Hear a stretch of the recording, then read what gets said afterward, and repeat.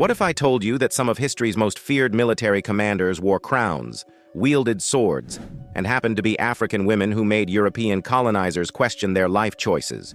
While Hollywood loves to portray ancient warriors as European men in shining armor, the real action was happening in Africa, where queens were busy turning colonial invasions into absolute disasters.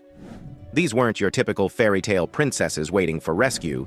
These were tactical geniuses who combined political brilliance with military prowess that would make Sun Tzu take notes. Let's dive into 5 African queens who proved that when it comes to defending their kingdoms, they didn't just rule, they conquered. Picture this. It's 1624, and Portuguese colonizers think they've got Angola figured out. Then Queen Nzinga shows up to negotiations, and instead of accepting the chair they didn't offer her, she makes one of her servants get on all fours to become her human throne. That's the energy we're talking about. Queen Nzinga of Ndongo and Matamba didn't just resist Portuguese colonization.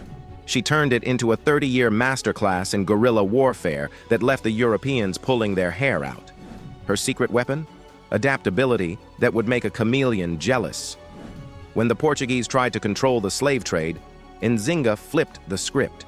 She offered sanctuary to escaped slaves and turned them into her army. When they brought superior firepower, she went guerrilla, using Angola's terrain like a chess master uses pieces. Mountains became fortresses, rivers became barriers, and forests became her personal advantage. But here's where it gets really wild. Nzinga would literally disguise herself as a man to fight alongside her troops. She'd change her appearance, her voice, even her entire identity to confuse Portuguese spies.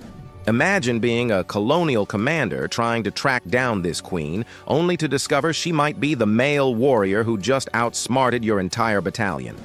Her psychological warfare was next level.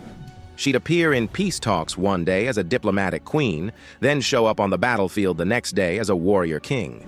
The Portuguese never knew which version of Nzinga they were dealing with, and this uncertainty became her greatest weapon.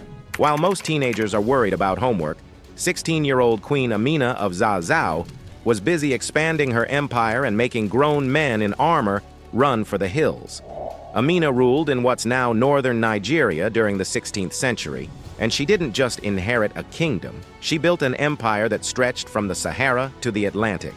Her military strategy was brutally simple: attack fast, hit hard, and leave everyone wondering what just happened. She revolutionized warfare in West Africa by introducing metal armor and helmets to her cavalry. While enemies were still figuring out how to deal with horses, Amina's forces were charging in like medieval tanks. Her army became so feared that cities would surrender just hearing her name. But Amina's real genius wasn't just military, it was economic warfare. She controlled the trade routes that connected North and West Africa, turning commerce into conquest. Every city that fell under her control became a trading post, and every trading post became a source of wealth that funded more expansion. Her architectural legacy still stands today. Those massive walls surrounding ancient Hausa cities? Many were built during Amina's campaigns. She understood that conquering territory meant nothing if you couldn't defend it, so she turned every victory into a fortress. The woman was so successful that centuries later, when European colonizers finally showed up, they found a region that had been unified and fortified by a teenage girl who turned warfare into an art form. In 1900, British colonial governor Frederick Hodgson made what might be the worst diplomatic mistake in African history. He demanded to sit on the golden stool of the Ashanti Empire, basically asking to park his British behind on the most sacred symbol of Ashanti power. Enter Yaa Asantewaa, a 60-year-old queen mother who looked at this disrespect and said, "Hold my palm wine." When the Ashanti men hesitated to fight the British, Yaa Asantewaa delivered a speech that would make William Wallace jealous. "If you, the men of Ashanti, will not go forward, then we will. We, the women, will. I shall call upon my fellow women. We will fight." And fight they did. Yaa Asantewaa led the last major war against British colonization in West Africa, and for months her forces had the mighty British Empire sweating bullets. Her strategy was pure genius. Instead of meeting British firepower head-on, she turned the war into a siege that trapped the British governor and his forces in their own fort. For 3 months, British forces were surrounded, running out of food, ammunition, and dignity. The woman who they'd dismissed as just another native had turned their advanced military technology into a liability. They were equipped for conquest, not for being hunted through familiar forests by people who knew every tree and stream. The British had to bring in 1,400 reinforcements just to break the siege. Even after Yaa Asantewaa was captured, the rebellion continued. It took the full might of the British Empire to put down a revolt started by a grandmother who refused to let colonizers disrespect her culture. Long before Europeans were even thinking about colonizing Africa, Queen Nzinga of Kush was busy proving that Roman legions weren't as invincible as they thought. In 27 BCE, when Augustus Caesar's forces tried to expand south into Nubian territory, they met Nzinga, a one-eyed warrior queen who had already been battle-tested and wasn't impressed by Roman propaganda. Her response to Roman invasion was swift and brutal. She led her forces north, sacked the Roman city of Syene, toppled statues of Caesar, and took Roman prisoners. But here's the savage part. She buried a bronze head of Augustus under the steps of her palace, so everyone would literally walk on the Roman emperor's face. The Romans sent 3 legions to deal with this barbarian queen. 3 full legions. That's roughly 15,000 professional soldiers sent to handle one African queen and her army. Nzinga used the Nile River like a highway, moving her forces faster than Romans could march. She'd strike Roman positions, disappear into the desert, then reappear where they least expected. Her knowledge of local terrain turned every Roman advance into a potential trap. The psychological warfare was incredible. Roman soldiers who had conquered most of the known world were being outmaneuvered by a woman who wore her battle scars like medals. After years of conflict, Rome eventually negotiated a peace treaty, not because they were feeling generous, but because this one-eyed queen was costing them too much money and too many soldiers.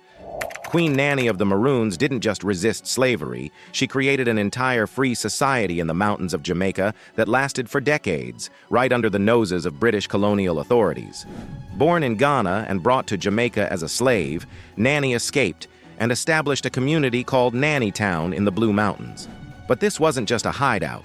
It was a military operation that would make modern special forces jealous. Nanny's warriors perfected camouflage techniques that made them invisible in Jamaica's dense forests. They could appear and disappear like ghosts, striking plantation raids and vanishing before British forces could respond. Her fighters knew every cave, every trail, every stream that could provide escape routes or ambush points. Her most legendary skill was supposedly catching bullets and throwing them back at British soldiers. While this might sound impossible, it speaks to her reputation as someone who could turn colonial military advantages into disadvantages. Some historians suggest she was an expert at using the terrain to deflect or redirect gunfire. The British tried everything to capture or kill Queen Nzinga. They sent tracker dogs. Her people knew how to confuse the scent trails. They offered bounties. Her community was too loyal to betray her. They sent multiple military expeditions. The mountains swallowed them up. Eventually, the British did what they rarely did with escaped slaves. They negotiated. In 1739, they signed a peace treaty recognizing Nzinga's territory as autonomous. A woman who started as property had forced the British Empire to recognize her as a sovereign leader.